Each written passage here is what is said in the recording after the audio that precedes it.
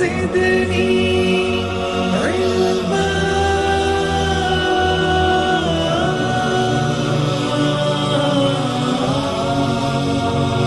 رب زدني علما.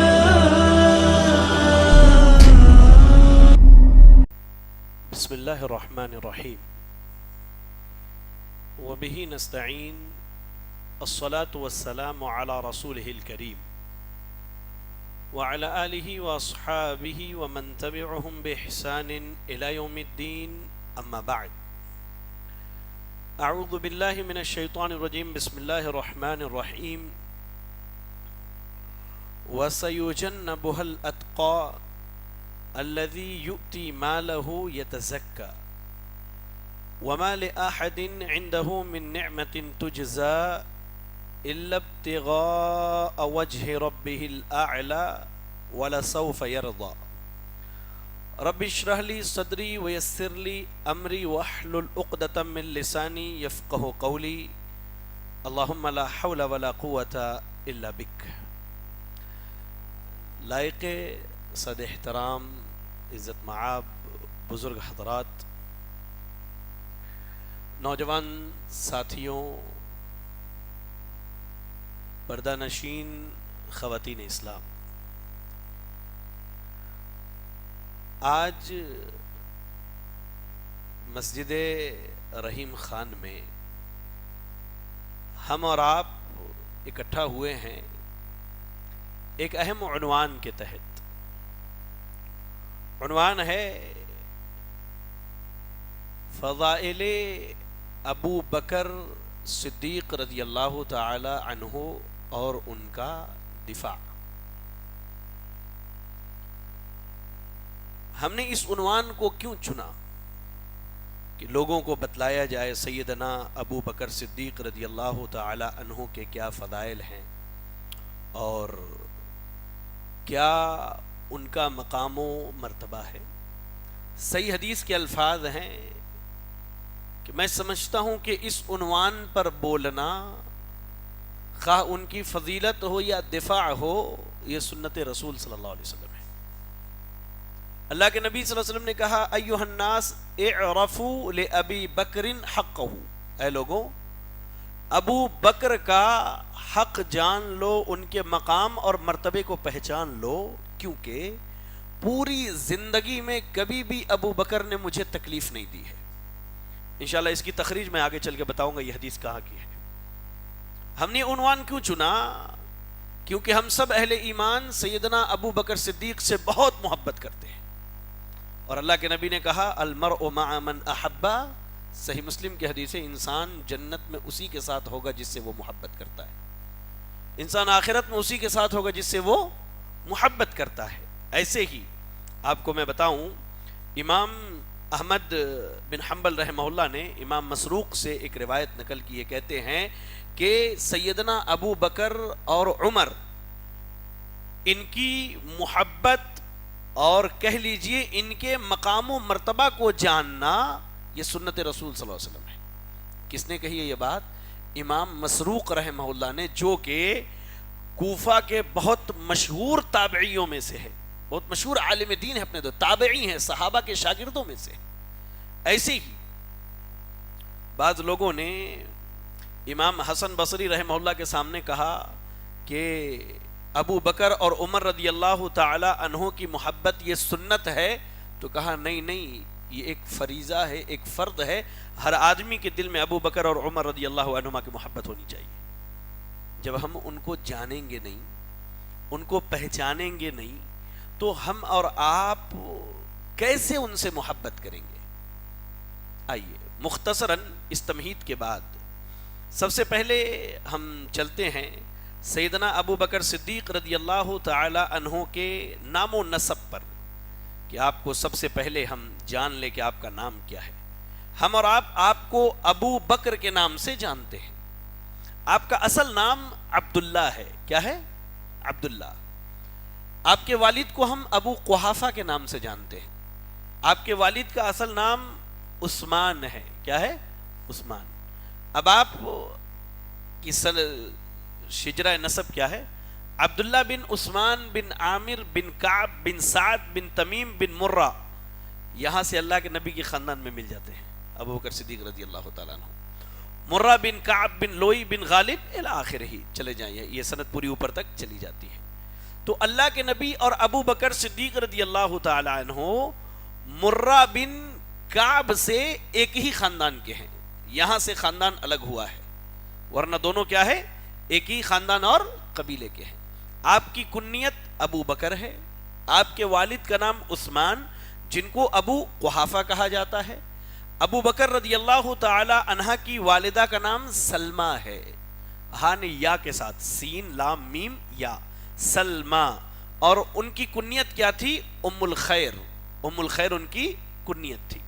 ابو بکر صدیق رضی اللہ تعالی عنہ کی پیدائش ابرہہ جب ہاتھی لے کر کے آیا تھا، ٹھیک ہے، اس کے 2 سال 6 مہینے کے بعد ہوئی ہے، 2 سال 6 مہینے کے بعد، عام الفیل کے 2 سال 6 مہینے کے بعد ہوئی ہے۔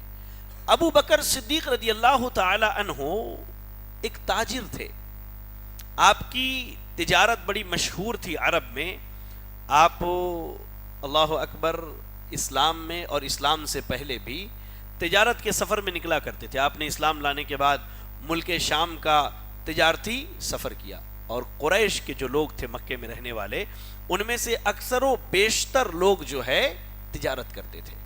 حیرت کی بات دیکھیے، جب ابو بکر صدیق رضی اللہ تعالی عنہ خلیفہ ہو گئے تو بھی وہ تجارت کرتے تھے۔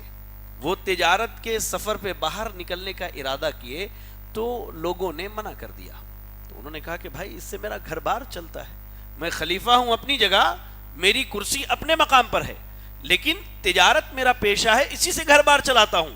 تو لوگوں نے منع کر دیا، اور بیت المال سے روزانہ 2 درہم ابو بکر صدیق رضی اللہ تعالیٰ عنہ کے گھر کے خرچ کے لیے دیا جاتا تھا۔ چلے، اسلام سے پہلے ابو بکر صدیق رضی اللہ تعالی عنہ کا بہت بڑا مقام و مرتبہ تھا عرب میں، ایسا نہیں کہ آپ کہیں سے بھی اٹھ کے چلے آئے تھے، نہیں، آپ قریش میں بڑے معزز آدمی تھے، لوگ آپ سے محبت کرتے تھے، اور سب سے بڑی چیز عرب کی جو تاریخ ہوتی ہے، تاریخ، سیدنا ابو بکر صدیق رضی اللہ تعالی عنہ کو سب سے زیادہ جو ہے اس پر پکڑ تھی، سب سے زیادہ پکڑ تھی، سبحان اللہ۔ ابو بکر صدیق رضی اللہ تعالی عنہ کے مقام کا اندازہ آپ اس حدیث سے لگائیے یا اس واقعے سے۔ کہتے ہیں کہ جب مسلمانوں کو مکے میں بہت زیادہ پریشان کیا جانے لگا تو اب مسلمان اللہ کی عبادت کے لیے مکہ چھوڑنے لگے۔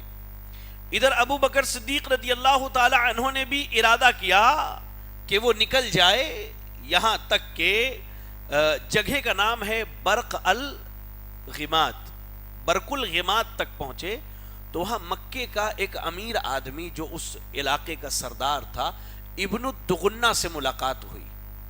اس نے پوچھا ابو بکر کہاں؟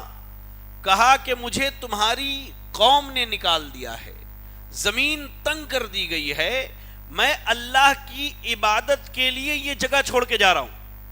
ابن الدغنہ نے کیا کہا؟ سیدنا ابو بکر صدیق کا مقام دیکھیے جاہلیت میں بھی کیا تھا، وہ کہتا ہے مثلک لا یخرج ولا یخرج، اے ابو بکر تمہارے جیسا آدمی نہ خود نکل کے ہماری شہر سے جائے گا، نہ کوئی اسے نکالنے کی طاقت رکھتا ہے۔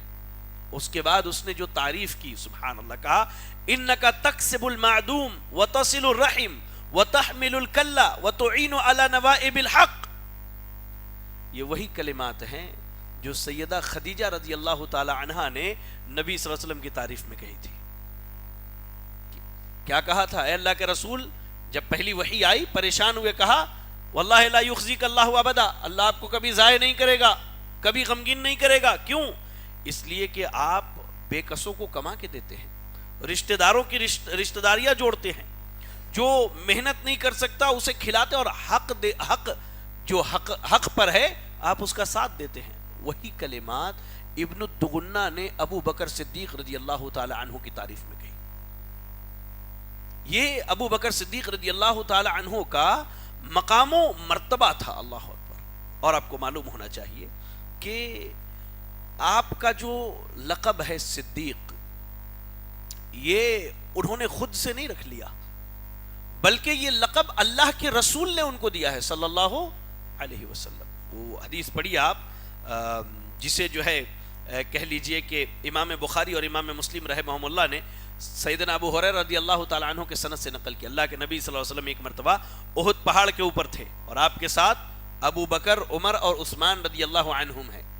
احد پہاڑ ہلنے لگا تو کہا اسبت احد، اے احد پہاڑ اپنی جگہ رہو، ہلو نہیں، اس لیے کہ تمہارے اوپر ایک نبی ہے، کون؟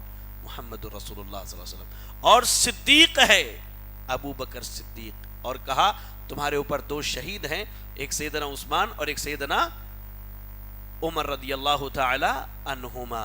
اللہ اکبر۔ یہ سیدنا ابو بکر صدیق رضی اللہ تعالی عنہ کا مقام ہے۔ آپ کو صدیق کا لقب جو ہے یہ نبی نے دیا ہے، ایسا نہیں کہ آپ نے خود سے رکھ لیا، لوگوں نے دیا ہو، نہیں، یہ مقام، یہ مرتبہ اللہ کے نبی صلی اللہ علیہ وسلم نے آپ کو بتایا کہ آپ صدیق ہیں۔ چلے، ابو بکر صدیق رضی اللہ تعالی عنہ صحابہ میں خیر کے کام میں سب سے پہلے رہا کرتے تھے، یہ ان کی فضیلت ہے، ہر صحابی کی اپنی فضیلت ہے۔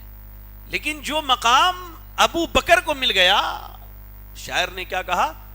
ہزاروں سال نرگس اپنی بے نوری پہ روتی ہے، بڑی مشکل سے ہوتا ہے چمن میں دیدور پیدا۔ تو جو مقام مل گیا ابو بکر صدیق کو، اس مقام کو کوئی نہیں پہنچ پایا۔ کہتے ہر خیر کے کام میں سیدنا ابو بکر صدیق سب سے آگے رہتے تھے۔ سب سے پہلے ایمان ابو بکر صدیق نے لایا، مشہور ہے، 4 لوگ ایمان لائے تھے، مردوں میں سب سے پہلے ابو بکر صدیق، عورتوں میں سب سے پہلے سیدہ خدیجہ، بچوں میں کم عمر نوجوانوں میں سب سے پہلے سیدنا علی، اور غلاموں میں زید بن حارثہ رضی اللہ تعالی عنہ۔ یہ 4 وہ لوگ ہیں جنہوں نے سب سے پہلے جو ہے اللہ اکبر اسلام قبول کیا تھا۔ یہ 4 لوگ ہیں، اور اس پر بہت ساری صحیح تاریخی روایتیں ملتی ہیں، اللہ اکبر۔ اور ابو بکر صدیق کے ایمان کی گواہی میرے نبی نے دی ہے۔ کہتے ابو دردہ رضی اللہ تعالی عنہ کہ ایک مرتبہ، صحیح بخاری کی روایت ہے، میں اللہ کے نبی کے پاس بیٹھا ہوا تھا، تو اللہ کے نبی کے پاس ابو بکر صدیق رضی اللہ تعالی عنہ اپنا کپڑا سمیٹے ہوئے آئے، آ کے بیٹھ گئے۔ تو اللہ کے نبی نے کہا کہ کیا بات ہے، تمہارا یہ ساتھی بڑا پریشان ہے۔ سیدنا ابو بکر کہتے اللہ کے رسول صلی اللہ علیہ وسلم، میرے اور عمر رضی اللہ تعالی عنہ کے درمیان کوئی معاملہ ہو گیا ہے، اور عمر مجھ سے ناراض ہو کے گھر چلے گئے، میں گھر گیا منانے کے لیے، معافی تلافی کے لیے، تو عمر نے دروازہ بند کر لیا۔ یہ بات جب اللہ کے نبی صلی اللہ علیہ وسلم نے سنی، اللہ اکبر اللہ اکبر، تو اللہ کے نبی نے سیدنا عمر کو بلایا اور بلا کر کے کہا ان اللہ بعثنی الیکم، لوگو اللہ نے مجھے حق دے کر تمہاری طرف بھیجا تھا، جب میں نے دعوت دی تو تم سب نے جھٹلایا، اور اللہ کی قسم اس وقت ابو بکر نے کہا تھا کہ اللہ کے رسول میں آپ کے بات کی تصدیق کرتا ہوں۔ اور وہ معراج کا واقعہ کون نہیں جانتا؟ اہل مکہ مذاق اڑانے کے لیے پہنچ گئے نبی کا، کہا ابو بکر سے کیا بات ہے، اگر تمہارا ساتھی کہے کہ راتوں رات یہاں سے فلسطین اور وہاں سے آسمان کے چکر لگائے، مانو گے؟ کہا ہے اس نے، کہا کہ اللہ کی قسم میں اس کی تصدیق کرتا ہوں، اس پر ایمان لاتا ہوں۔ کہا کہ جب میں نے دعوت دی سب نے جھٹلایا، لیکن ابو بکر نے اس وقت میری تصدیق کی، اور اپنے جان سے اور اپنے مال سے جو ہے میری اور دین اسلام کی مدد کی۔ یہ بتاؤ کیا تم میرے ساتھی کو تکلیف پہنچاؤ گے؟ کہتے اس کے بعد روئے زمین پر کسی نے سیدنا ابو بکر صدیق رضی اللہ تعالی عنہ کو تکلیف نہ پہنچائی۔ اللہ اکبر۔ سب سے پہلے ابو بکر صدیق رضی اللہ تعالی عنہ کو اللہ کے لیے تکلیف دی گئی۔ آپ کو معلوم ہونا چاہیے صحابہ میں سب سے پہلے جو تکلیف دی گئی، ایمان بھی سب سے پہلے لایا، تکلیف جو دی گئی سب سے پہلے ابو بکر صدیق رضی اللہ تعالیٰ عنہ کو دی گئی۔ میں نے ابن دغنہ کا واقعہ بیان کیا، آپ کو اتنی تکلیف دی گئی کہ آپ مکہ چھوڑ کر کے نکلنے لگے، اللہ اکبر اللہ اکبر اللہ اکبر، تو ابن دغنہ نے واپس آپ کو مکے میں لایا اور اپنی پناہ میں جگہ دی، اپنی پناہ میں جگہ دی۔ اللہ اکبر اللہ اکبر۔ ایسے ہی سیدنا ابو بکر صدیق رضی اللہ تعالی عنہ یہ پہلے شخص ہیں جنہوں نے اللہ کے نبی کی طرف سے مشرکوں سے جنگ کیا ہے، لڑے مشرکوں سے سب سے پہلے، اللہ اکبر، سب سے پہلے لڑے۔ واقعہ کیا ہے؟ اللہ اکبر، آپ پڑھیں، صحیح بخاری پڑھیں، امام بخاری رحمہ اللہ نے عروہ ابن زبیر رضی اللہ تعالیٰ عنہ کہتے کہ میں نے عبداللہ ابن عمرو ابن عاص رضی اللہ تعالیٰ عنہ سے پوچھا کہ سب سے زیادہ تکلیف مشرکوں نے کب دی اللہ کے رسول کو؟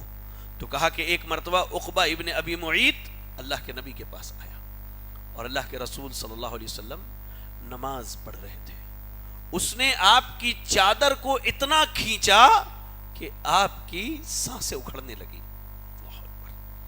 پیچھے سے سیدنا ابو بکر آئے اور عقبہ ابن ابی معیط کو دھکا دیا اور کہا اتقتلون رجلا ان یقول ربی اللہ، ایک آدمی کو تکلیف دیتے ہو اس لیے کہ وہ یہ کہتا ہے کہ میرا رب اللہ ہے، جبکہ وہ صحیح اور واضح دلائل تمہارے پاس لے کر کے آ چکا ہے۔ سب سے پہلے اللہ کے نبی کا اگر کسی نے دفاع کیا تو سیدنا ابو بکر صدیق رضی اللہ تعالی عنہ نے دفاع کیا۔ سب سے پہلے اگر نبی کے بعد کسی نے اسلام کی دعوت دی ہے تو سیدنا ابو بکر صدیق نے دی ہے۔ پڑھیے، تاریخ اٹھا کر کے پڑھیے، ان کی دعوت پر ایمان لانے والے لوگوں کے نام سن کے آپ پریشان ہو جائیں گے، کوئی عام شخصیت نہیں۔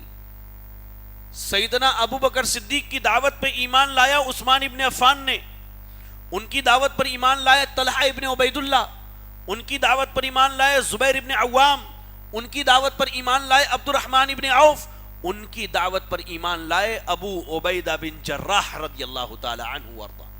یہ سارے صحابہ ابو بکر صدیق رضی اللہ تعالی عنہ کی دعوت پر اسلام لائے۔ اللہ اکبر، یہ ابو بکر صدیق رضی اللہ تعالی عنہ کی دعوت پر اسلام لائے۔ اللہ اکبر، اسلام کی مدد کے لیے سب سے پہلے اگر کسی نے مال لگایا تو سیدنا ابو بکر صدیق نے لگایا ہے، کسی نے اپنا مال خرچ نہیں کیا سوائے سیدنا ابو بکر صدیق رضی اللہ تعالیٰ عنہ کے۔ سب نے بعد کے دنوں میں، بعد کے ایام میں خرچ کیے، لیکن سب سے پہلے اپنا مال اگر کسی نے خرچ کیا تو ابو بکر صدیق رضی اللہ تعالیٰ عنہ نے خرچ کیا۔ اور مسند امام احمد کی حدیث ہے، ابو ہریرہ رضی اللہ تعالیٰ عنہ کہتے کہ اللہ کے نبی نے کہا ما نفعنی مال قط ما نفعنی مال ابی بکر، اللہ اکبر، کہ مجھے کسی کے مال نے اتنا فائدہ نہیں پہنچایا جتنا ابو بکر صدیق کے مال نے فائدہ پہنچایا ہے۔ اس کے بعد جب یہ بات سیدنا ابو بکر سنے، فدا ہوا بی امی، آپ رونے لگے اور کہا وَهَلْ أَنَا وَمَالِي إِلَّا لَكَ يَا رسول اللہ، اللہ کے رسول صلی اللہ علیہ وسلم، میرا مال اور میں، ہم سب آپ کے ہیں، یہ سب آپ کا ہے، اس میں ہمارا کوئی دخل نہیں، کوئی حق نہیں۔ اللہ اکبر، اللہ اکبر۔ آپ کو معلوم ہونا چاہیے سیدنا ابو بکر صدیق رضی اللہ تعالی عنہ کا مقام اور مرتبہ، جب بات چلی ہے تو میں آپ کو بتلاؤں کہ سیدنا ابو بکر صدیق رضی اللہ تعالی عنہ اس امت کے سب سے متقی شخصیت ہے۔ اس امت میں ان سے بڑا متقی کوئی نہیں گزرا ہے۔ پڑھیں آپ، ابھی جو میں نے سورۃ اللیل کی آیتیں پڑھی، آیت نمبر 18 سے لے کر آخر تک 30ویں پارہ میں اللہ نے کیا کہا؟ وَسَيُجَنَّبُهَا الْأَتْقَى الَّذِي يُؤْتِي مَالَهُ يَتَزَكَّى، کہ جہنم سے سب سے متقی آدمی بچا لیا جائے گا جو اپنا مال پاکی حاصل کرنے کے لیے دیتا ہے، کسی کا احسان کا بدلہ نہیں، إِلَّا ابْتِغَاءَ وَجْهِ رَبِّهِ الْأَعْلَى، مقصد کیا ہوتا ہے کہ اللہ تعالی راضی ہو جائے۔ اور آپ تفسیر کی کتابیں اٹھا لیجئے، اہل علم میں سے اکثر و بیشتر کا یہی کہنا ہے کہ یہ آیت سیدنا ابو بکر صدیق رضی اللہ تعالیٰ عنہ کی صفت میں نازل ہوئی تھی۔ کیوں نازل ہوئی تھی؟ آخر نازل کیوں ہوئی؟ اللہ نے کیوں نازل کیا؟ سنیں آپ، کہتے ہیں کہ سیدنا ابو بکر صدیق رضی اللہ تعالی عنہ نے اپنے مال سے تقریباً 7 ایسے لوگوں کو آزاد کرایا جو لوگ غلام تھے لیکن ایمان لانے کی وجہ سے انہیں تکلیف دی جا رہی تھی۔ ہم نے اپنا مال اللہ کے راہ میں کتنا لگایا ہے؟ ذرا سوچیے، ہم نے اللہ کے دین کے لیے کیا کیا ہے؟ وہ ابو بکر صدیق ہیں بھائی، نام لکھ لیجئے، بلال، عامر بن فہیرہ، نہدیہ اور ان کے 2 بیٹے، 5 ہوئے، زنیرہ اور ام عبیس اور بنی معمل کی ایک غلام، یہ تقریباً 8 مرد و خواتین تھے جن کو سیدنا ابو بکر صدیق نے اپنا مال خرچ کر کے خریدا ان کے مالکوں سے اور آزاد کر دیا. اور حیرت کی بات ہے ایک مالک کہتا ہے کہ اگر تم بلال کے بدلے ایک اقیہ بھی دیتے نا تو ہم اسے آزاد کر دیتے. کہا ابو بکر نے اگر تم 100 اقیہ بھی سونا مانگتے تو بھی میں تمہیں دیتا تھا. یہ فضیلت یہ مقام اوروں کو حاصل نہیں ہے, میری خواتین اوپر ہے, ان کو بھی بتاؤں. اللہ کے نبی نے سیدنا ابو بکر صدیق رضی اللہ تعالی عنہ نے زنیرہ رضی اللہ تعالی عنہ کو آزاد کرایا. معلوم ہے زنیرہ کون ہے؟ جب یہ ایمان لائی ان کی آنکھ کی روشنی چلی گئی. مکے کے مشرکوں نے کہنا شروع کیا یہ لات اور عزا پر ایمان نہیں لاتی, لات و عزا نے اس کی نظر کو چھین لیا ہے. زنیرہ دعا کرتی ہیں اللہ تعالیٰ ان کی نظر کو دوبارہ لوٹاتا ہے. یہ اللہ پر ایمان تھا ان کا, یہ اللہ پر ایمان تھا. کہتے ہیں کہ سب سے زیادہ اس امت میں اگر کوئی متقی ہے تو وہ سیدنا ابو بکر صدیق رضی اللہ تعالیٰ عنہ ہے. سب سے زیادہ اس امت میں اگر کسی کا ایمان ہے نبی کے بعد تو ابو بکر صدیق رضی اللہ تعالیٰ عنہ کا. اس درجے کا ایمان کسی کا نہیں ہے. سنیں وہ حدیث یا رب, سنن نبی داؤد اور جامع ترمذی کی روایت ہے. اللہ کے نبی صلی اللہ علیہ وسلم نے ایک مرتبہ صحابہ سے پوچھا کہ ہل را احد منکم رؤیا, تم میں سے کسی نے کوئی خواب دیکھا ہے؟ یا رب. ایک آدمی کھڑا ہو کے کہتا ہے ہاں میں نے دیکھا ہے. کہا کیا دیکھا؟ کہا اے اللہ کے رسول میں نے دیکھا آسمان سے ایک ترازو میزان آیا, ایک طرف آپ کو رکھا گیا ایک طرف ابو بکر کو رکھا گیا تو آپ کا پلڑا بھاری ہو گیا. پھر آپ کی جگہ ابو بکر کو رکھا گیا, اس کے بعد عمر کو رکھا گیا رضی اللہ عنہما وارضا. کہا ابو بکر کا پلڑا بھاری ہو گیا. یہ ابو بکر صدیق کا ایمان ہے, یہ ابو بکر صدیق رضی اللہ تعالی عنہ کا ایمان ہے. اللہ اکبر کہا. پھر اس کے بعد پلڑے میں ایک طرف عمر کو رکھا گیا ایک طرف عثمان کو رکھا گیا, دیکھا تو عمر کا پلڑا بھاری ہے عثمان سے زیادہ رضی اللہ عنہ وارضا.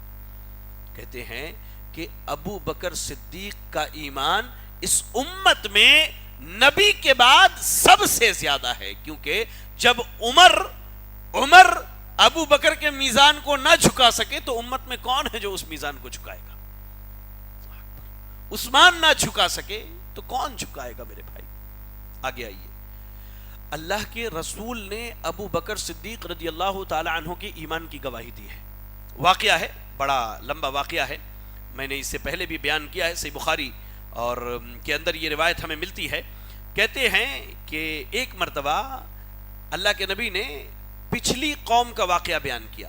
کہتے کہ ایک آدمی ایک گائے کے اوپر بیٹھ کر کے جا رہا تھا, گائے کے اوپر بیٹھ کر کے جا رہا تھا تو گائے پلٹی اور اس نے کہا کہ انی لم اخلق لہذا وانما خلقت للحرث, کہ مجھے اللہ نے اس لیے پیدا نہیں کیا کہ تم اس کے میرے اوپر بیٹھ کر کے آؤ جاؤ سواری کرو, اللہ نے مجھے کھیتی باڑی کے لیے پیدا کیا. تو صحابہ نے کہا سبحان اللہ, تعجب سے کہا کہ گائے بات کرتی ہے؟ تو اللہ کے نبی صلی اللہ علیہ وسلم نے کہا کہ ہاں وہ بات کرتی, اور اللہ کی قسم اس پر میں ابو بکر اور عمر ایمان لاتے ہیں. ایمان کی گواہی اللہ کے نبی دے. بنی اسرائیل کا یہ واقعہ بیان کیا. کہا ایک آدمی بکری چرا رہا تھا, ایک بھیڑیا آیا اور ایک بکری کو لے کر کے چلا گیا. اس کے بعد وہ آدمی آیا, بھیڑیے سے لڑا اور بکری کو چھڑا لیا. تو بھیڑیا کہتا ہے یہ بتاؤ وہ دن کیسا ہوگا جس دن ان بکریوں کا رکھوالا میں ہی ہوں گا, کوئی نہ ہوگا تم میں سے, تب بتاؤ کون بکریوں کو بچائے گا؟ صحابہ نے کہا تعجب کرتے اللہ اکبر, بھیڑیا بات کرتا ہے؟ اللہ کے نبی نے کہا فإنی أؤمن بذلك انا وابو بکر وعمر وما هما ثم. یہ اصل مدعا ہے. کہتے ہیں کہ صحابہ کے مجلس میں اللہ کے رسول صلی اللہ علیہ وسلم نے کہا اس بات پر میں ایمان لاتا ہوں, ابو بکر اور عمر ایمان لاتے ہیں, جبکہ دونوں اس مجلس میں موجود نہیں تھے.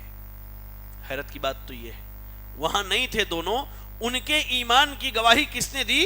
رسول اللہ صلی اللہ علیہ وسلم نے ان کے ایمان کی گواہی دی. اللہ اکبر اللہ اکبر. اس کے بعد آئیے میں آپ کو بتلاؤں, ابو بکر صدیق رضی اللہ تعالی عنہ اللہ کے نبی صلی اللہ علیہ وسلم کے نزدیک سب سے زیادہ محبوب ترین شخصیت ہیں۔ عمرو بن عاص رضی اللہ تعالیٰ عنہ بیان کرتے، صحیح بخاری اور صحیح مسلم کی روایت ہے کہ اللہ کے نبی صلی اللہ علیہ وسلم نے مجھے ذات السلاسل نامی جنگ کے فوجیوں میں بھیجا تو میں آیا، آ کے کہا مجلس میں بات ہو رہی ہے، اللہ کے رسول ای الناس احب الیک، لوگوں میں سب سے زیادہ کس سے محبت کرتے؟ کہا عائشہ سے۔ کہا من الرجال، مردوں میں؟ کہا ابو بکر، عائشہ کے باپ ابو بکر سے محبت کرتا ہوں۔ کہا اس کے بعد؟ کہا عمر سے۔ پھر صحابی کہتے کہ اللہ کے رسول صلی اللہ علیہ وسلم نے بہت سارے لوگوں کا نام ذکر کیا، اللہ اکبر اللہ اکبر اللہ اکبر۔ ایسی ویسی محبت نہیں تھی اللہ کے رسول کی۔ آپ پڑھیں اس حدیث کو پڑھیں۔ ابو سعید خدری رضی اللہ تعالیٰ عنہ کہتے کہ ایک دن اللہ کے نبی صلی اللہ علیہ وسلم نے خطبہ دیا اور خطبے میں کہا کہ اللہ نے ایک بندے کو اختیار دیا، چاہے تو دنیا پسند کرے یا آخرت کی زندگی پسند کرے۔ اللہ کے نبی ایک بندے کا ذکر کر رہے تھے۔ ہوا یہ کہ ابو بکر صدیق رضی اللہ تعالیٰ عنہ رونا شروع کر دیے۔ کہا فدیناک بآبائنا و امہاتنا، اللہ اکبر، ہمارے ماں باپ ابو بکر صدیق پر قربان ہو اللہ کی قسم۔ کہتے ہیں کہ اللہ نے جس بندے کو اختیار دیا تھا وہ اللہ کے رسول تھے کہ آپ یا تو دنیا پسند کر لیں یا آخرت پسند کر لیں۔ تو صحابہ نے کہا کہ ابو بکر ہم میں سب سے زیادہ علم رکھنے والے تھے۔ اللہ کے نبی نے کہا اے ابو بکر لا تبکی، رو نہیں۔ سب سے زیادہ لوگوں میں سب سے زیادہ اپنے ساتھ کے ذریعہ اور اپنے مال کے ذریعہ اگر کسی نے میری مدد کی ہے تو ابو بکر تم نے کی ہے۔ وہاں سب موجود تھے، وہاں عمر بھی تھے، وہاں عثمان بھی تھے، وہاں علی بھی تھے، وہاں طلحہ بھی تھے، وہاں زبیر بھی تھے، وہاں عبد الرحمن بن عوف بھی تھے، سارے صحابہ رضی اللہ عنہم وارضا موجود تھے۔ ان کی موجودگی میں اللہ کے نبی نے کہا ابو بکر ان سب میں سب سے زیادہ کسی کے مال نے اور کسی کے ذات نے مجھے فائدہ پہنچایا ہے تو ابو بکر تمہارے مال اور تمہاری ذات نے فائدہ پہنچایا۔ اور کہا اس کے بعد کہ لوگوں اگر میرا جگری دوست کوئی بن سکتا ہے اس امت میں تو ابو بکر بن سکتے ہیں۔ وہ الگ بات ہے کہ اللہ تعالیٰ نے مجھے اپنا خلیل بنا لیا، لیکن ابو بکر میرے اسلامی بھائی ہیں، ان سے میری محبت ہے۔ یا رب یا رب یا رب یا رب، ایسے رسول جنہوں نے اپنی محبت کا اعلان کر دیا کہ ابو بکر سے میری محبت ہے۔ آج دیکھیں امت میں بعض افراد نے ایسے پروپیگنڈے پھیلائے، کہا کہ رسول کی بیٹی ابو بکر سے ناراض تھی، کہا رسول کی بیٹی ابو بکر سے ناراض تھی، سیدہ فاطمہ الزہرا رضی اللہ تعالی عنہ۔ اور جھوٹے من گھڑت بنائے گئے واقعات اور کہانیوں کی بنیاد پر باغ فدق کا مسئلہ اٹھایا۔ کہا کہ ابو بکر صدیق نے رضی اللہ تعالی عنہ، آپ نے سیدہ فاطمہ کو فدق کے باغ کا حصہ نہ دیا، اس لیے وہ ناراض ہو کر کے چلی گئی۔ آؤ میں تمہیں حقیقت سناتا ہوں، سن کے جاؤ۔ ہم کہتے ہیں کبھی ہم سے پوچھا ہوتا، کبھی ہم سے سنا ہوتا، ہم سے جانا ہوتا کہ وہ معاملہ کیا تھا۔ سیدہ عائشہ رضی اللہ تعالیٰ عنہ کہتی، صحیح بخاری کی روایت ہے کہ اکیلے سیدہ فاطمہ نہیں آئی تھی، نبی کے چچا سیدنا عباس بھی آئے تھے۔ دونوں آئے سیدنا ابو بکر صدیق رضی اللہ تعالی عنہ کے پاس، کہا کہ نبی کو جو فدق میں خیبر کے علاقے میں جو باغ ملا ہے اس میں سے وراثت چاہیے۔ کہا ابو بکر صدیق رضی اللہ تعالی عنہ نے، صحیح مسلم کی حدیث ہے، میں نے نبی صلی اللہ علیہ وسلم کو فرماتے ہوئے سنا کہ انبیاء جو چھوڑ کر کے جاتے ہیں وہ وراثت نہیں ہوتی ہے، صدقہ ہوتا ہے۔ ہاں ان کے اہل و عیال جب تک ہیں اس سے کھائے اور فائدہ اٹھائے۔ تم نے کہا کہ ابو بکر نے ظلم کیا، باب فدق لے لیا، اللہ کی قسم، اللہ کی قسم، ابو بکر کے بعد عمر خلیفہ رہے، باب فدق ویسے ہی رہا، آل رسول نے اس سے کھایا، اپنی ضروریات پوری کی۔ چلو تم نے کہا کہ ابو بکر نے ظلم کیا، اب عمر کے بعد عثمان رضی اللہ تعالی عنہ خلیفہ ہوئے، ان کی زندگی میں باب فدق ویسے ہی رہی، آل رسول نے کھایا۔ تم نے کہا کہ ابو بکر نے ظلم کیا، ارے اس کے بعد تو سیدنا علی خلیفہ ہوئے۔ اگر ابو بکر کا ظلم تھا تو سیدنا علی نے باب فدق کو لے کر کے نبی کے خاندان والوں میں کیوں نہیں تقسیم کر دیا؟ کیوں اس کو ویسے ہی باقی رکھا جیسے ابو بکر، عمر اور عثمان رضی اللہ عنہم نے رکھا تھا؟ اہل بیت کا نام لے کر کے، اہل بیت کے نام پر عوام کو دھوکہ دینا بڑا آسان ہے، بڑا آسان ہے۔ لوگوں نے کہا کہ باب فدق ابو بکر صدیق نے غصب کر لیا، چلو تمہاری بات ہم مان لیتے ہیں۔ ذرا یہ بتاؤ، جب علی خلیفہ ہوئے رضی اللہ تعالی عنہ وارضا اور باب فدق موجود تھا، سیدنا عباس بھی موجود تھے، حسن بھی موجود، حسین بھی موجود، عقیل بھی موجود تھے، آل رسول موجود تھے، کیوں نہیں سیدنا علی نے باب فدق کو لیا اور کہا کہ ابو بکر، عمر، عثمان نے ظلم کیا، لاؤ انہیں آل رسول پر تقسیم کر دیتے ہیں؟ نہیں کیا، انہیں معلوم تھا کہ نبی جو چھوڑ کر کے جائے وہ صدقہ ہوتا ہے، وراثت نہیں ہوتی ہے۔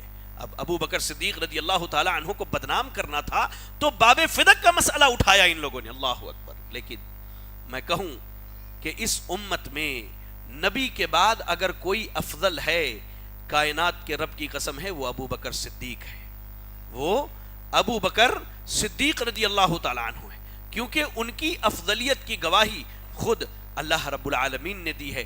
ان کی افضلیت کی گواہی کہہ لیجئے کہ خود آل بیت نے دی ہے میرے بھائی۔ چند ایک حوالے میں آپ کے سامنے پیش کرتا ہوں انشاءاللہ۔ کہتے ہیں عبداللہ ابن عمر رضی اللہ تعالی عنہ کہ اللہ کے رسول ابھی زندہ ہیں، اللہ کے رسول ابھی زندہ ہیں، تو ہم کہا کرتے تھے کہ افضل امت النبی بعدہ، نبی کی امت میں نبی کے بعد سب سے افضل اگر کوئی ہے تو ابو بکر ہے، پھر عثمان ہے، پھر عمر ہے، اور پھر عثمان ہے رضی اللہ عنہم وارضا۔ اور ایسے ہی اللہ اکبر اللہ کے نبی صلی اللہ علیہ وسلم نے فرمایا، اور جس کے راوی خود سیدنا علی رضی اللہ تعالی عنہ ہیں، کہتے ہیں کہ یہ دونوں ابو بکر اور عمر، یہ دونوں جو ہیں جنت میں بڑی عمر والے لوگوں کے سردار ہوں گے۔ راوی حدیث کون ہے؟ سیدنا عثمان رضی اللہ تعالی عنہ ہیں، معذرت سیدنا علی رضی اللہ تعالی عنہ ہیں۔ اللہ کے نبی اکثر کہا کرتے تھے میں ابو بکر عمر، میں ابو بکر عمر گئے، میں ابو بکر عمر بیٹھے، میں ابو بکر اور عمر آئے، اللہ اکبر۔ اور سن لو میرے بھائیوں، جو لوگ کہتے ہیں کہ علی نے ابو بکر کو نہیں مانا، میں انہیں بتانا چاہتا ہوں، ان لوگوں تک یہ پیغام پہنچانا چاہتا ہوں کہ جاؤ، کائنات کے رب کی قسم ہے، صحیح بخاری کی روایت ہے، صحیح بخاری کی روایت ہے، اللہ اکبر، کہتے ہیں کہ یہ روایت صحیح بخاری کی نہیں، دوسری سنن کی روایت ہے۔ اس کی روایت کرنے والے تقریباً 80 سندیں ہیں، اس حدیث کی 80 سندیں ہیں، ایک دو نہیں، 80 سند ہے، 80 اسانید ہیں۔ سیدنا علی کہتے ہیں خیر هذه الامه بعد نبیها ابو بکر ثم عمر، اس امت میں نبی کے بعد سب سے افضل اگر کوئی ہے تو ابو بکر ہے، پھر عمر ہے، یہ کسی اور نے نہیں، سیدنا علی رضی اللہ تعالی عنہ نے کہا۔ تم نے کہا کہ اہل بیت ابو بکر کو نہیں مانتے تھے، اہل بیت نے ابو بکر کے مقام کو نہیں سنا، نہیں مانا، اللہ اکبر۔ سنو صحیح بخاری کی حدیث ہے، محمد بن حنفیہ رحمہ اللہ، محمد بن حنفیہ رحمہ اللہ کہہ لیجئے کہ کہتے ہیں کہ میں نے ایک دن اپنے والد سے کہا ای الناس خیر بعد رسول اللہ، اس امت میں نبی کے بعد سب سے بہتر کون ہے؟ کہا ابو بکر ہے، کہا اس کے بعد کہا عمر رضی اللہ تعالی عنہ ہے۔ یہ اہل بیت میں سے محمد بن حنفیہ رحمہ اللہ یہ کہتے ہیں کہ اللہ اکبر کہ اس امت میں سب سے افضل نبی کے بعد ابو بکر ہے، پھر عمر ہے۔ اور حد تو یہ ہے، تم کہتے ہو علی نے نہیں مانا، ہم نے کہا علی نے مانا نہیں، تمہاری بات ہے کہ علی نے نہیں مانا، ہم کہتے علی نے ان کو کوڑے مارے جنہوں نے کہا کہ ابو بکر سے افضل علی ہے رضی اللہ تعالی عنہ وارضا۔ اٹھاؤ وہ روایتیں، اٹھاؤ میرے بھائی، مناقب العشرہ اور فضائل الصحابہ دیکھو، کہتے ہیں کہ علی رضی اللہ تعالی عنہ کے پاس کوئی بھی لایا جاتا، یا علی رضی اللہ تعالیٰ عنہ نے کہا کہ جس نے مجھ کو سیدنا ابو بکر پہ فضیلت دی، اسے میں تہمت اور الزام لگانے کے جرم میں 40 کوڑے ماروں گا۔ یہ کسی اور کی بات نہیں ہو رہی ہے، سیدنا علی رضی اللہ تعالی عنہ کی بات ہو رہی ہے، اللہ اکبر اللہ اکبر۔ اور ایک آپ کو بات بتلاؤں کہ قرآن کے اندر صحابہ کی جتنی بھی تعریفیں آئی ہے، جہاں اللہ نے کہا کہ مومنین، متقین، محسنین، حیرت کی بات ہے، ابھی کل ہی کل حبیب صاحب، کل یا آج، کل ملے تھے نا، ہاں، کل حبیب صاحب نے مجھے ایک ویڈیو دکھائی. وہ ہمارے پڑوسی ملک کے صاحب فوت ہو گئے، اسحاق جہالوی صاحب، شیخ الاسلام ہے بھائی انجینئر صاحب کے مطابق. اور انجینئر صاحب سوال کرتے ہیں ان سے کہ کیا سارے صحابہ مطلقاً جنتی ہیں؟ تو اسحاق صاحب کہتے کہ نہیں نہیں، ان کے عمل دوزخیوں والے تھے، بعض کے عمل دوزخیوں والے تھے، تو اللہ تعالیٰ اپنی رحمت سے معاف کر کے جنت میں جگہ دے گا.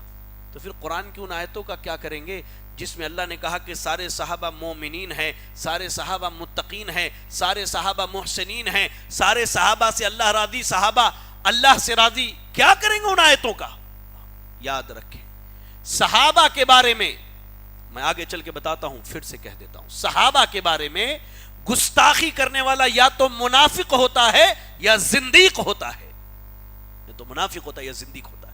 میری یہ کلمات لکھ لو میرے بھائی، صحابہ کے بارے میں بات کرنے والا، گستاخی کرنے والا منافق ہوتا ہے یا زندیق ہوتا ہے. اور اس امت میں صحابہ کے بعد اہل علم اور علماء کے بارے میں بات کرنے والا آدمی یا تو اخوانی ہوتا ہے یا خارجی ہوتا ہے. یہ چار باتیں یاد رکھنا، میری پوری زندگی تمہارے کام آنے والی انشاءاللہ. کہا کہ اس قرآن مجید میں جتنی بھی تعریفیں بیان کی گئی ہے سارے صحابہ کی، ان تمام تعریفوں کے سب سے پہلے حقدار سیدنا ابو بکر صدیق رضی اللہ تعالی عنہ ہیں. اللہ اکبر. وہ صدیق جن کی تعریف پوری رات بیٹھ کے کروں تو اللہ کی قسم یہ رات ختم ہو جائے، ان کے فضائل ختم نہ ہو. کہتے ہیں منہاج السنہ کے اندر امام ابن تیمیہ رحمہ اللہ نے اس کو نقل کیا ہے، صحیح حدیث کے الفاظ ہے. ایک دن اللہ کے نبی صلی اللہ علیہ وسلم اپنے صحابہ کے ساتھ بیٹھے تھے، کہا کہ تم میں سے آج کون روزے سے ہے؟ سیدنا ابو بکر صدیق نے کہا کہ میں روزے سے ہوں. کہا اس کے بعد تم میں سے آج کون جنازے کے پیچھے گیا؟ کہا اللہ کے رسول میں. کہا آج تم میں سے کس نے مریض کی عیادت کی ہے؟ کہا میں. کہا ابو بکر اس کے بعد کہا کہ تم میں سے آج کس نے صدقہ کیا ہے؟ کہا میں نے. اللہ کے نبی نے کہا کہ یہ چار صفت ایک دن میں اگر کسی کے اندر جمع ہو جائے کہ روزے سے بھی ہو، جنازے میں بھی شریک ہو، مریض کی عیادت کو بھی جائے اور صدقہ بھی کرے، کہا ایسا آدمی جس کے اندر یہ چاروں صفات جمع ہو جائے انشاءاللہ وہ جنت کے اندر جائے گا. یہ چاروں صفات ایک وقت میں اگر کسی کے اندر جمع ہوئی تو ابو بکر صدیق رضی اللہ تعالیٰ عنہ کے اندر جمع ہوئی. اس امت میں نبی کے بعد سب سے پہلے اگر کوئی جنت میں جانے والا ہے تو سیدنا ابو بکر صدیق ہے. وہاں سب ہوں گے، وہاں عمر بھی ہوں گے، عثمان بھی ہوں گے، علی بھی ہوں گے، دیگر عشرہ مبشرہ بھی ہوں گے، اصحاب بدر بھی ہوں گے، اصحاب احد بھی ہوں گے، اصحاب خندق بھی ہوں گے، اصحاب تبوک بھی ہوں گے رضی اللہ عنہم وارضا، بیت رضوان والے بھی ہوں گے. لیکن جنت میں نبی کے بعد سب سے پہلے اس امت میں کوئی جائے گا تو میرے اور آپ کے صدیق ابو بکر صدیق رضی اللہ تعالیٰ عنہ جائیں گے. پڑھیے وہ حدیث جسے امام ابو داؤد نے اپنے سنن کے اندر نقل کیا. اللہ کے نبی صلی اللہ علیہ وسلم نے فرمایا اما انک یا ابا بکر اول من يدخل الجنت من امتی، اے ابو بکر آپ سب سے پہلے میری امت میں کہہ لیجئے کہ اللہ اکبر جنت کے اندر جانے والے ہیں. نبی کی اس امت میں نبی کے بعد سب سے پہلے اللہ اکبر جنت میں کون جانے والے ہیں؟ ابو بکر صدیق رضی اللہ تعالی عنہ جانے والے. ایسے ہی میرے بھائی جنت کے 8 دروازے ہیں. کتنے دروازے ہیں؟ 8. ابو بکر صدیق اس امت کی واحد شخصیت ہیں جنہیں جنت کے 8 دروازے بلائیں گے. ابو بکر یہاں سے تو آ جاؤ. نماز کا دروازہ الگ پکارے گا، صدقات کا دروازہ الگ پکارے گا، روزوں کے دروازے الگ پکاریں گے، جہاد کا دروازہ الگ پکارے گا. کہا ہر دروازہ کہے گا اے ابو بکر ہمارے اندر سے داخل ہو جاؤ تاکہ ہمارا مقام تو اونچا ہو جائے کہ ابو بکر ہمارے اندر سے جنت میں گئے ہیں. اللہ اکبر، اللہ اکبر. تم صدیق کی بات کرتے ہو. اللہ سنیں وہ حدیث. اللہ اکبر، اللہ اکبر. اللہ کے رسول صلی اللہ علیہ وسلم نے ارشاد فرمایا جو شخص اللہ کی راہ میں 2 چیزیں خرچ کرے تو اسے جنت میں زکوٰۃ یا کہہ لیجئے صدقے کے دروازے سے بلایا جائے گا. اے اللہ کے بندے یہ بہتر ہے. اور جو نماز والا ہوگا اسے نماز کے دروازے سے، جو جہاد والا ہوگا اسے جہاد کے دروازے سے، جو صدقہ والا ہوگا اسے صدقے کے دروازے سے، جو روزہ دار ہوگا اسے باب الریان سے بلایا جائے گا۔ اللہ کے نبی نے جب یہ بات کہی تو ابو بکر صدیق رضی اللہ تعالی عنہ نے کہا اللہ کے رسول صلی اللہ علیہ وسلم ضروری نہیں کہ میری بات صحیح ہو، ذرا یہ بتلائیے کہ کیا کوئی ایسا بھی ہے جسے جنت کے 8 دروازے سے جانے کی اجازت دی جائے گی؟ اللہ اکبر، فدا ہوا بھی امی۔ اللہ کے نبی نے کہا ابو بکر مجھے امید ہے کہ میری امت میں تمہارے علاوہ یہ فضیلت اور کسی کو حاصل نہ ہوگی۔ اللہ اکبر، اللہ کے نبی یہ فضیلت، یہ مقام، اللہ اللہ، میرے ماں باپ قربان ہو سیدنا ابو بکر صدیق رضی اللہ تعالی عنہ پر۔ آؤ میں تمہیں صدیق کی صداقت سناؤں۔ عمر نے کہا ایک دن رضی اللہ تعالی عنہ کہ ابو بکر کی زندگی کا ایک دن اور ایک رات عمر اور عمر کے نسلوں کی پوری زندگی کی عبادت سے بہتر ہے۔ ایک رات اور ایک دن، پوری زندگی چھوڑ دیجئے ابو بکر صدیق رضی اللہ عنہ۔ کہا عمر رضی اللہ تعالیٰ عنہ کہ ایک رات اور ایک دن جو ہے ابو بکر کی زندگی کا عمر اور آل عمر کی پوری زندگی کی عبادت سے بہتر ہے۔ معاملہ کیا ہوا تھا؟ ابو موسیٰ اشعری رضی اللہ تعالیٰ عنہ بصرہ میں جمعہ کا خطبہ دے رہے تھے، کھڑے ہوئے اللہ کی تعریف کی، نبی پر درود بھیجا اور اس کے بعد سیدھا خلیفہ جو تھے عمر رضی اللہ تعالیٰ عنہ ان کی تعریف کر دی۔ ایک شخص وہاں بیٹھے تھے، اللہ اکبر، جن کا نام ضبہ بن محسن تھا، ضاد با گول تھا، ضبہ بن محسن۔ وہ کہنے لگے کہ اے عمر، اے ابو موسیٰ اشعری رضی اللہ تعالیٰ عنہ، آپ نے اللہ اس کے رسول کی تعریف کے بعد، اللہ کی تعریف اور نبی پہ درود کے بعد سیدنا ابو بکر صدیق کو چھوڑ دیا۔ اس پر جو ہے کئی مرتبہ حضرت عمر کے جو مقرر کردہ حاکم تھے ابو موسیٰ اشعری رضی اللہ تعالیٰ عنہ، کئی مرتبہ انہوں نے ایسا ہی کیا، اللہ کی تعریف کرتے، نبی صلی اللہ علیہ وسلم پہ درود بھیجتے اور سیدھا سیدنا ابو عمر رضی اللہ تعالیٰ عنہ کی تعریف کرتے۔ تو یہ بات بار بار ضبہ جو ہے کہا کرتے تھے۔ تو ایک دن موسیٰ اشعری رضی اللہ تعالیٰ نے ایک خط لکھا حضرت عمر کو، کہا کہ یہ جو شخص ہے ضبہ بن محسن، یہ ہمارے بارے میں بڑی الٹی سیدھی باتیں کرتا ہے۔ تو حضرت عمر نے کہا کہ ایسا کرو کہ انہیں بھیج دو، مدینہ بھیج دو۔ انہیں مدینہ بھیجا گیا۔ جب ضبہ وہاں پہنچے دروازے پر تو دربان آ کر کے کہتا ہے کہ ضبہ العنزی دروازے پر کھڑے آپ سے ملاقات کے لیے آئے ہیں۔ جب وہ گئے تو سیدنا عمر نے کہا کہ اے ضبہ، میں آپ کو مرحبا بھی نہیں کہوں گا اور آپ کو اہلاً و سہلاً بھی نہیں کہوں گا۔ کہا کیا بات ہے، کیوں آپ اپنے حاکم سے لڑتے ہیں؟ تو ضبہ عنزی رحمہ اللہ کہتے ہیں اے امیر المومنین، میں آپ کو بتلاؤں معاملہ کیا ہے؟ آپ نے جسے حاکم بنا کے بھیجا ہے یہ اللہ کی تعریف کرتے ہیں، نبی پر درود پڑھتے ہیں اور آپ کی تعریف کرتے ہیں، یا آپ پر کہہ لیجئے آپ کے لیے دعائیہ کلمات کہتے ہیں، اور وہ سیدنا ابو بکر صدیق کو چھوڑ دیتے ہیں۔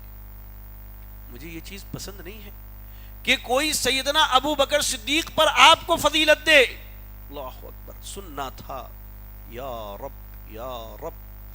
سیدنا عمر رونا شروع کر دیے، رونے لگے، زارو قطار روئے، اور اس کے بعد کہا انت واللہ اوفق من وارشد من، اے ضبہ آپ جو ہے ابو موسیٰ اشعری سے زیادہ ہدایت یافتہ ہیں اور سیدھی راہ پر ہیں۔ اللہ اکبر، یہ بتاؤ جو میں نے تمہیں یہاں بلا کر کے جرم کیا ہے، کیا تم اس جرم کو معاف کر دو گے؟ کہا یا رب یا رب یا رب، کہا اے امیر المومنین اللہ آپ کو معاف کرے۔ سیدنا عمر نے روتے ہوئے کہا تھا کہ اللہ کی قسم، ایک رات ابو بکر کی زندگی کا اور ایک دن ابو بکر کی زندگی کا عمر اور عمر کے پورے خاندان کی زندگی کی عبادت سے بہتر ہے۔ کہا وہ دن اور وہ رات کون سی ہے؟ کہا دن وہ تھا کہ جب اللہ کے نبی مکے سے نکلے ہجرت کرنے کے لیے، ابو بکر کبھی آگے کبھی پیچھے، کبھی دائیں کبھی بائیں چلتے جاتے۔ اللہ کے نبی نے پوچھا ابو بکر پریشان ہو؟ کہا اللہ کے رسول مجھے ایسا لگتا ہے کہ کوئی پیچھے سے آ جائے گا تو میں پیچھے چلا جاتا ہوں، کوئی آگے سے آئے گا میں آگے چلا جاتا ہوں، دائیں سے آنے والا ہے دائیں اور بائیں سے آنے والا ہے بائیں چلا جاتا ہوں۔ کہتے ہیں کہ دونوں غار میں پہنچے، وہاں ابو بکر صدیق نے جو خدمت کی وہ دن تھا، اور اللہ اکبر اللہ اکبر اللہ اکبر، اور وہ رات تھی اور وہ رات جب اللہ کے رسول، وہ رات ہجرت کی رات جو تھی وہ رات اور دن، اللہ اکبر، جب اللہ کے نبی کی وفات ہو گئی تو بہت سارے لوگ جو ہے مرتد ہو گئے، کہا کہ ہم نماز پڑھیں گے زکوٰۃ نہیں دیں گے۔ سیدنا ابو بکر صدیق کے پاس سیدنا عمر گئے، کہا اے امیر المومنین، اللہ اکبر اللہ اکبر، یہ لوگ جاہلیت میں تھے اور کہہ لیجئے کہ یہ اسلام میں آئے، اللہ نے نبی کی روح کو قبض کر لیا۔ تو سیدنا ابو بکر نے کہا کہ اے عمر، اگر یہ لوگ اللہ کے رسول کو زکوٰۃ میں ایک رسی بھی دیتے ہوں اور اگر وہ رسی مجھے زکوٰۃ میں نہ دے، اللہ کی قسم کہتا ہوں میں ان سے لڑوں گا، ان سے جہاد کروں گا۔ یہ دو فیصلے سیدنا ابو بکر کے زندگی کے جاؤ۔ میں دعویٰ کرتا ہوں وہ تمام لوگ جو سیدنا ابو بکر صدیق کی مخالفت کرتے ہیں، جو انہیں گالیاں دیتے، برا بھلا کہتے ہیں، جاؤ تم جن کی بھی تعریفیں کرتے ہو، جن کے بھی مقام کو بیان کرتے ہو، ایسا ایک دن اور ایک رات لے کر کے آؤ۔ لوگوں نے بیان کرنا شروع کیا کہ بھائی اللہ کے نبی جب ہجرت کر کے گئے تو ان کے بستر پر سیدنا علی سوئے تھے۔ ہم نے کہا بالکل درست ہے، یہ بتاؤ یہاں علی نے سو کر اپنے ایمان والا ہونے کا فریضہ ادا کیا، پورے راستے کئی راتیں جاگ کر کے ابو بکر صدیق نے نبی کی حفاظت کر کے اسلام کی حفاظت کی ہے۔ کیا ہے مثالیں دو گے؟ نہیں، ایسی مثالیں نہیں ملتی، ایسی مثالیں نہیں ملتی میرے بھائی۔ لوگ بات کرتے ہیں خلافت کی، کہا کہ ابو بکر صدیق نے نعوذ باللہ خلافت چھین لی۔ ہم کہتے ہیں اللہ کی قسم سیدنا ابو بکر صدیق رضی اللہ تعالی عنہ کی خلافت ہر اعتبار سے درست تھی، جائز تھی، اور آپ اس کے سب سے زیادہ حقدار تھے، سب سے زیادہ حقدار تھے۔ اللہ اکبر اللہ اکبر۔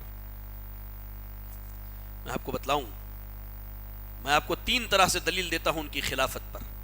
سب سے پہلی چیز کہ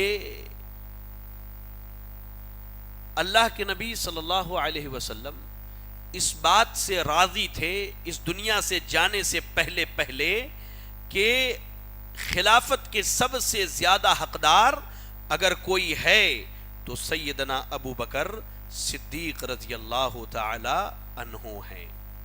صحیح مسلم کی حدیث ہے، سنیں، صحیح مسلم کی حدیث ہے، صحیح بخاری میں بھی موجود ہے۔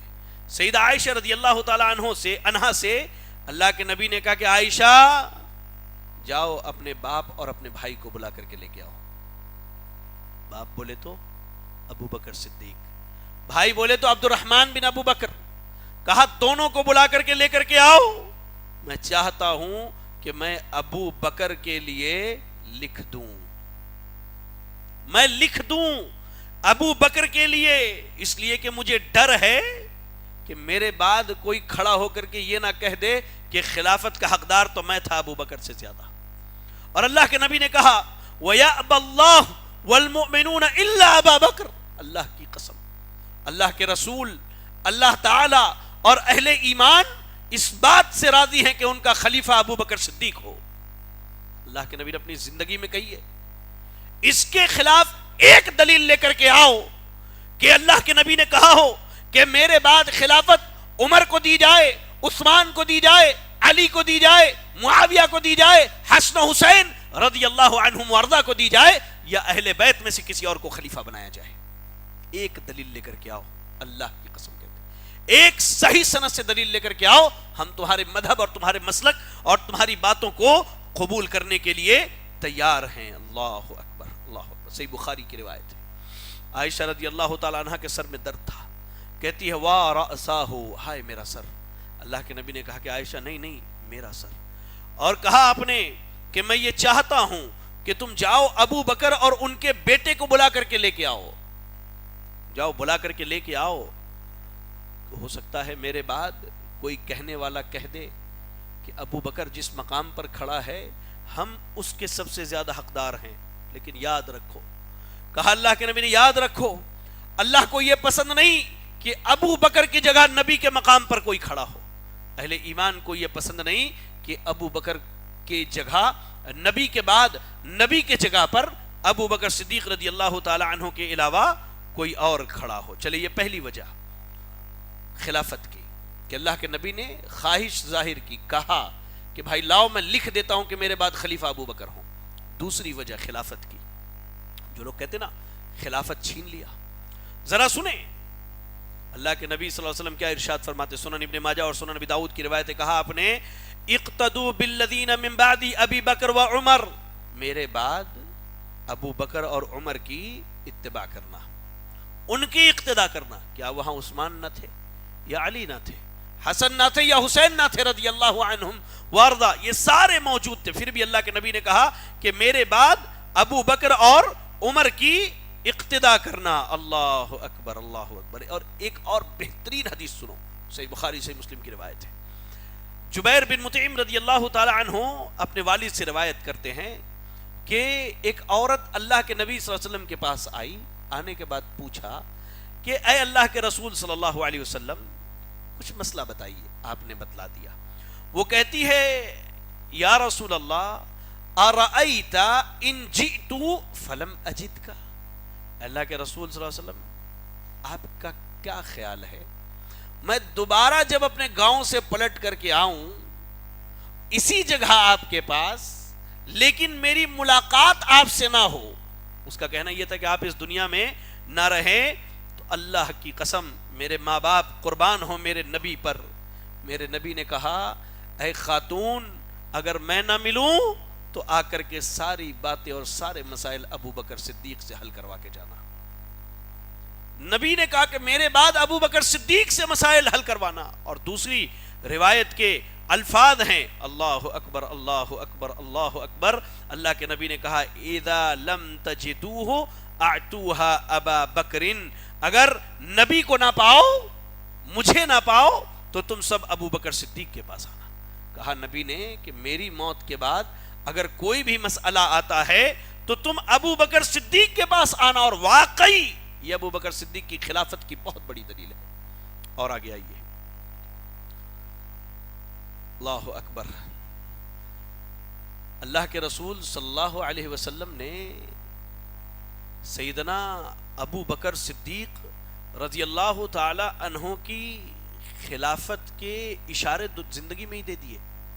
پڑھیں وہ حدیث جسے امام مسلم رحمہ اللہ نے روایت کی۔ اللہ کے نبی نے فرمایا کہ ان یطع القوم ابا بکر و عمر یرشدوا، اگر میرے بعد قوم کے لوگ ابو بکر اور عمر کی اطاعت کر لیتے ہیں تو یہ سیدھی راہ پر قائم ہے، سیدھی راہ پر قائم ہے۔ اس کے بعد دیکھیں اللہ کے نبی صلی اللہ علیہ وسلم نے صحیح بخاری صحیح مسلم، ایسے ہی سنن اور دیگر مسانید کی روایت ہے، ایسے امام ابن خزیمہ نے امام ابن حبان نے نقل کیا ہے کہ جب اللہ کے رسول صلی اللہ علیہ وسلم کی بیماری بڑھ گئی تو آپ نے کہا مرو ابا بکرن ان یصلی بالناس، کہ ابو بکر کو کہو کہ لوگوں کو نماز پڑھائے۔ یہ بتاؤ مجھے اللہ کی قسم، جو کہتے ہو کہ ابو بکر نے امامت چھین لی، کہتے ہو کہ ابو بکر نے امامت غصب کر لی، ذرا یہ بتاؤ کہ کیا ابو بکر نے نبی سے کہا تھا کہ میں نماز پڑھاؤں؟ تو نبی نے کہا تھا۔ اور اللہ کی قسم کہتا ہوں، جاؤ دنیا کی کتابیں اٹھا کر کے دیکھ لو، دینی معاملات میں نبی نے اپنی مرضی سے کچھ نہیں کہا۔ وما ينطق عن الهوى ان هو الا وحی یوحى، جو نبی کو اللہ نے حکم دیا نبی نے وہی کہا۔ تو ابو بکر کی امامت کا مسئلہ دراصل مسلمانوں کا مسئلہ تھا، اور مسلمانوں کی اس مسئلے میں نبی نے اللہ کی مرضی کا فیصلہ سنایا کہ نبی کے مصلی پر نبی کے بعد اگر کوئی کھڑا ہو سکتا ہے تو ابو بکر صدیق کھڑا ہو سکتا ہے۔ کہا جاؤ بلاؤ، کہو ابو بکر کو نماز پڑھانے کے لیے۔ سیدہ عائشہ کھڑی ہو گئی، ہائے اللہ، میری اس ماں کی ذہانت پر اور اس کے عقل پر میں قربان جاؤں، اصل بلوایا اللہ نے۔ سیدہ عائشہ کہتی ہے اللہ کے رسول میرے بابا بڑے نرم دل ہیں، وہ آپ کی جگہ پر کھڑے ہوں گے تو نماز نہیں پڑھا پائیں گے، ایسا کیجیے آپ عمر رضی اللہ تعالی عنہ کو کہہ دیجئے کہ نماز پڑھا لیں۔ اللہ کے نبی نے کہا کہ عائشہ جاؤ، جا کر کے ابو بکر کو کہو کہ نماز پڑھائے۔ پھر انہوں نے وہی بات کی، اللہ اکبر اللہ اکبر اللہ اکبر۔ اللہ کے نبی صلی اللہ علیہ وسلم نے پھر کہا کہ عائشہ جاؤ، جا کر کے ابو بکر سے کہو کہ لوگوں کو نماز پڑھائے۔ ایسے ہی صحیح بخاری کی ایک روایت ہے کہ جب اللہ کے نبی کی بیماری بہت بڑھ گئی، سیدنا بلال نے آذان دے دیا، لوگ انتظار میں ہیں نبی ٹھیک ہوں گے، باہر آئیں گے، آپ اٹھ نہ پائے، باہر آ نہ پائے۔ اللہ اکبر کہا، مرو ابا بکر فلیصلی بالناس، لوگوں جاؤ، جا کر کے ابو بکر سے کہو کہ لوگوں کو نماز پڑھائے۔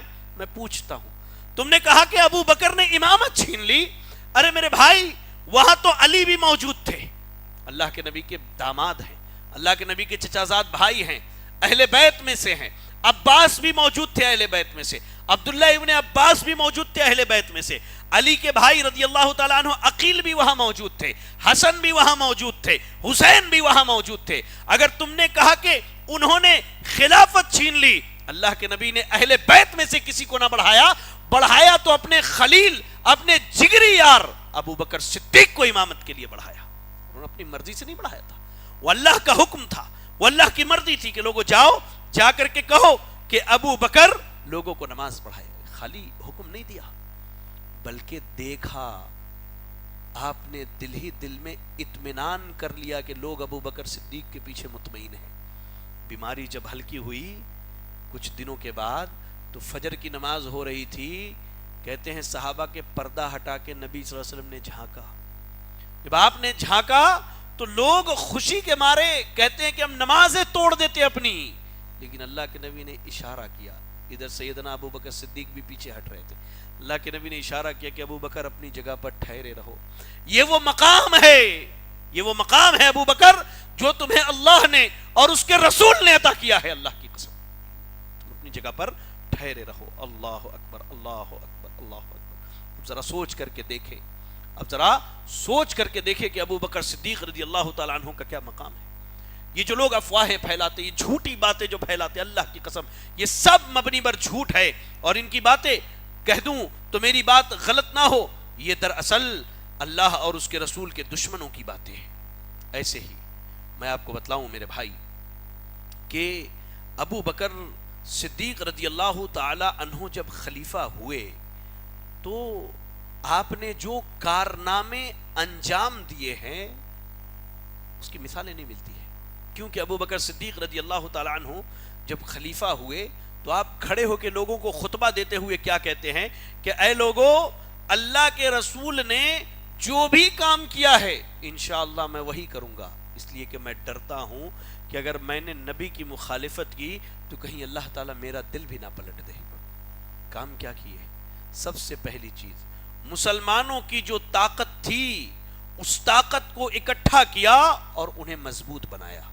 دوسرا کام، جو لوگ نبی کی وفات کے بعد مرتد ہو گئے تھے، جیسے مسیلمہ کذاب جس نے نبی ہونے کا دعویٰ کیا تھا اس کے لوگ، اور ایسے ہی اہل نجد کے لوگ، تو ان کو ابو بکر صدیق رضی اللہ تعالی عنہ نے قرارہ جواب دیا، ایک دم بہترین ٹائٹ جواب دیا، ان کے خلاف جنگ کی اور انہیں مار بھگایا یہاں تک کہ لوگ اسلام کی طرف پلٹ آئے۔ تیسرا کام، جو لوگ زکوٰۃ دینے کا انکار کرتے تھے ان سے سیدنا ابو بکر صدیق رضی اللہ تعالی عنہ نے جہاد کیا۔ جو مرتد ہو گئے ان سے آپ نے لڑائی کی، پہلے انہیں خط بھیجا، سیدھی راہ کی طرف بلایا اور اس کے بعد لڑائی کی۔ پانچواں بڑا کارنامہ، اللہ کے نبی کی خواہش تھی صلی اللہ علیہ وسلم کہ اسامہ رضی اللہ تعالی عنہ کو ایک لشکر دے کر کے روانہ کریں، لیکن اس کے بعد سیدنا اللہ کے رسول صلی اللہ علیہ وسلم بیمار ہو گئے، آپ کی وفات ہو گئی۔ سیدنا ابو بکر صدیق خلیفہ بنتے ہی سب سے پہلا کام کرتے ہیں کہ اسامہ رضی اللہ تعالی عنہ کے لشکر کو روانہ کرتے ہیں اللہ رب العالمین کی راہ میں لڑنے کے لیے۔ اس کے بعد یہ سیدنا ابو بکر صدیق کا ہی کارنامہ تھا کہ جو کوئی بھی کافر مسلمانوں کے ملک میں رہنا چاہتا ہے اسے چاہیے، اللہ اکبر، کہ وہ ٹیکس دے کر کے وہاں پر زندگی گزارے۔ ایسے ہی سیدنا ابو بکر صدیق کا وہ کارنامہ، میرے ماں باپ قربان ہو، قرآن مجید کو جمع کروانا تھا۔ جب مسیلمہ کذاب سے لڑائی ہوئی جنگ یمامہ، بہت سارے حفاظ صحابہ جو ہیں شہید کر دیے گئے۔ اب قرآن مجید کے ضیاع کا خطرہ تھا، لیکن ضائع ہوتا کیسے؟ حفاظت کی ذمہ داری تو عرش والے نے لی ہے۔ ڈال دی اللہ نے ابو بکر صدیق کے دل میں بات کہ ابو بکر قرآن کو جمع کر دو۔ اللہ اکبر، کہیں قرآن کاغذ پر لکھا ہوا تھا، کہیں لکڑیوں پر لکھا ہوا تھا، اور کچھ لوگوں کے دلوں میں یاد تھا اللہ اکبر اللہ اکبر. اس کے بعد ابو بکر صدیق رضی اللہ تعالی عنہ نے کہا کہ صحابہ کی ایک ٹیم بنائی اور کہا کہ قرآن مجید کو ایک جگہ جمع کرو. سیدنا عمر ناراض ہو گئے. آیا کہا ابو بکر صدیق آپ ایسا کام کر رہے ہیں جسے اللہ کے رسول نے نہیں کیا ہے. بار بار کہتے عمر رضی اللہ تعالیٰ عنہ میں بار بار آیا یہاں تک کہ اللہ تعالیٰ نے میرے سینے کو کھول دیا اور مجھے یہ احساس ہو گیا کہ ابو بکر صدیق اپنی رائے میں صحیح ہیں. اللہ اکبر اللہ اکبر. اور اس کے بعد جو بڑا کارنامہ تھا ابو بکر صدیق رضی اللہ تعالی عنہ کا وہ یہ تھا کہ آپ نے اپنی زندگی میں ہی اللہ اکبر سیدنا عمر کی خلافت کا اعلان کر دیا تاکہ اس کے بعد کوئی لڑائی جھگڑا باقی نہ رہ جائے. جب عمر رضی اللہ تعالیٰ عنہ کی سیرت اور ان کی دفاع پر بات کریں گے تو انشاءاللہ اس پر بھی تفصیلی بات آپ کے سامنے آئے گی. اب سوال یہ ہے کہ ابو بکر اور عمر رضی اللہ تعالی عنہما کے تعلق سے اصل میں کہہ لیجئے کہ زبان درازیاں ان کو برا بھلا کہنا یہ کون لوگ کرتے ہیں. تو اس تعلق سے میں آپ کو بتلاؤں کہ اکثر و بیشتر سلف کا کہنا ہے کہ ابو بکر اور عمر رضی اللہ تعالی عنہ تمام لوگوں کا اس بات پر اجماع ہے کہ اس امت کے سب سے محترم شخصیات میں سے. اور ابو بکر اور عمر رضی اللہ تعالی عنہ کے بارے میں بات کرنے والا ان کے خلاف بولنے والا یا تو وہ منافق ہے یا زندیق ہے. کیوں؟ کیونکہ ان دونوں خلفاء کو برا بھلا کہہ کر دراصل یہ نبی صلی اللہ علیہ وسلم کو برا بھلا کہنا چاہتے ہیں اور نبی کو برا بھلا کہہ کر کے اللہ کی شریعت اللہ کے دین اسلام کو برا بھلا کہنا چاہتے ہیں. یہ اصل ان کا مقصد ہے. اور یاد رکھیں جابر ابن عبداللہ رضی اللہ تعالی عنہ کہتے ہیں کہ ایک دن بڑی بہترین بات ہے میں تو خوش ہوتا ہوں اللہ کی قسم اگر کوئی میرے ابو بکر میرے عمر کو گالی دے اللہ کی قسم میں بڑا خوش ہوتا ہوں کہ وہ رب اتنا مہربان ہے ان دونوں پر کہ ان کے دنیا سے جانے کے بعد بھی اللہ نے اجر کا اہتمام کر کے رکھا ہے. سیدہ عائشہ سے کسی نے کہا کہ ان اناسا ینالون اصحاب رسول اللہ صلی اللہ علیہ وسلم حتی ابا بکر و عمر کہ بعض لوگ صحابہ کو اور یہاں تک کہ ابو بکر اور عمر رضی اللہ تعالی عنہما کو بھی برا بھلا کہتے ہیں. آپ کی کیا رائے ہے؟ یا رب میری ماں کی فقاہت دیکھیے. میری ماں کہتی ہے وما تعجبون من هذا تم تعجب کرتے ہو اس بات سے کہ لوگ انہیں برا بھلا کہتے. سنو اللہ تعالیٰ کو یہ پسند ہے کہ ابو بکر اور عمر کے عمل کا سلسلہ گرچہ ختم ہو گیا اجر کا سلسلہ ختم نہ ہو پائے. اللہ اکبر. جتنا برا بھلا کہتے ہیں میرے ابو بکر میرے عمر کے لیے یہ بڑے شرف کی بات ہے کہ قیامت میں اللہ تعالیٰ ان کو جب وہ عالی مقام دے گا تو انہیں محسوس ہوگا کہ ہم نے خواہ مخواہ سورج کو چراغ دکھانے اور چاند پر تھوکنے کی کوشش کی تھی دنیا کے اندر. اللہ اکبر. اور یاد رکھیں سیدنا ابو بکر صدیق رضی اللہ تعالی عنہ کے متعلق اور صحابہ کے متعلق اللہ اکبر اپنے گمان اپنے اعتقاد کو ہمیشہ ٹھیک رکھیں. ایسے ہی میں آپ کو بتاؤں ابو بکر صدیق رضی اللہ تعالی عنہ کی خلافت 2 سال 4 مہینے تھی. کتنے سال؟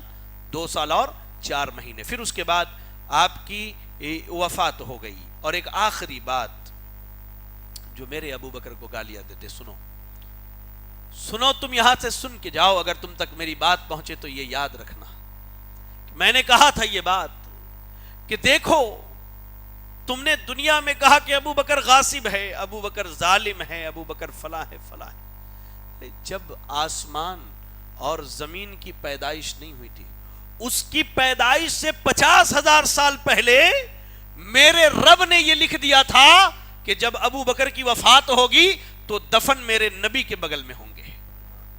تم آج برا بلا کہتے ہو تم کہتے ہو ہم نہیں مانتے. ارے نہ مانو ہمیں نہیں ماننا تمہیں نہ تمہاری باتوں کو. ہم تو اس عرش والے کے فیصلے کو مانتے ہیں کہ جس نے آسمان اور زمین کے پیدا کرنے سے 50,000 سال پہلے لکھ دیا تھا کہ ابو بکر صدیق ہوں گے.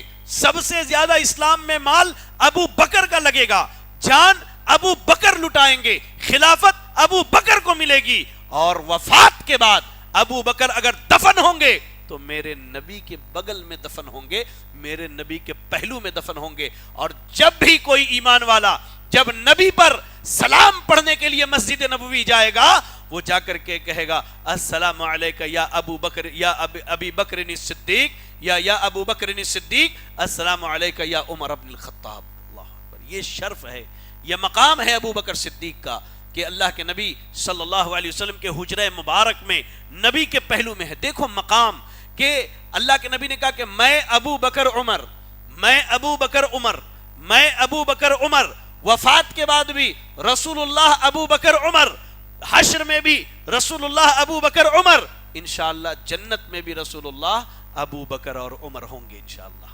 اللہ سے دعا کریں کہ اللہ تعالی ہمیں اور آپ کو اصحاب رسول صلی اللہ علیہ وسلم کی سیرتوں کو سننے، سمجھنے اور اس کے مطابق عمل کرنے کی توفیق عطا فرمائے۔ الہ العالمین تو ہم سب کے دلوں کو صحابہ کے تعلق سے بالکل پاک و صاف کر دے۔ اللہ تو ہمارے دلوں میں صحابہ کی محبت کو بھر دے۔ اور میں کہتا ہوں اللہ کی قسم، میں کہتا ہوں دیکھو، میں صحابہ کا ایک ادنا سا خادم اور دفاع کرنے والا ہوں۔ کائنات کے کسی کونے میں کسی کو بھی اگر ابو بکر صدیق کی ایمان میں ایک رتی برابر بھی شک ہے، ایک رتی برابر بھی شک ہے، میں کہتا ہوں ابو بکر صدیق کے ایمان میں، صحابہ کے ایمان میں ایک رتی برابر بھی شک ہے، وہ دنیا کے کسی کونے میں کسی خطے میں مجھے بلا لے، اللہ کی قسم میں مباہلے کے لیے تیار ہوں کہ صحابہ کا ایمان پکا تھا، سچا تھا۔ کائنات میں نبی کے بعد ابو بکر سب سے پہلے مومن، نبی کے بعد سب سے پہلے داعی، اس امت میں سب سے پہلے جنت میں جانے والے نبی کے بعد اگر کسی کو شک ہے وہ مجھے بلا لے، لے آئے اپنے خاندان والوں کو، بیٹھے اور کر لے مباہلہ کہ وہ ابو بکر کے ایمان کو نہیں مانتا، میں کہتا ہوں کہ میں ابو بکر کے ایمان کو مانتا، اور دیکھتے ہیں اللہ تعالیٰ کیا فیصلہ کرواتا ہے۔ سارے ایمان والوں سن لو، صحابہ کے متعلق کوئی کچھ کہے، کھڑے ہو جاؤ، کہو کرنا ہے مباہلہ، آؤ میں بھی اپنے گھر۔ ارے تم خالی عید مباہلہ مناؤ گے، عید مباہلہ مناؤ گے خالی؟ آؤ نا مباہلے کے لیے، بیٹھو، کہو کہ صحابہ کے ایمان کو نہیں مانتے، ہم کہتے اہل ایمان، اہل سنت کے ہم ان کے ایمان کو مانتے، اور انشاءاللہ اہل سنت کا ایک بچہ بھی اگر زندہ رہا اور اس کی آخری سانس چلی تب تک وہ صحابہ کا دفاع کرے گا انشاءاللہ۔ اللہ ہم سب کو صحابہ اکرام رضی اللہ عنہم کا دفاع کرنے والا بنا دے۔ اللہ تو ہمارے دلوں کو ابو بکر صدیق رضی اللہ تعالی عنہ کی محبت سے بھر دے۔ اللہ تو ہمارے دلوں کو ابو بکر صدیق رضی اللہ تعالی عنہ کی محبت سے بھر دے۔ اللہ تو ہمیں جب تک دنیا میں زندہ رکھ، دین اسلام پر زندہ رکھ، اور خاتمہ ہو ایمان و اسلام کی حالت میں ہو۔ آمین واخر دعوانا ان الحمدللہ رب العالمین۔ جزاکم اللہ خیرا، السلام علیکم ورحمۃ اللہ وبرکاتہ۔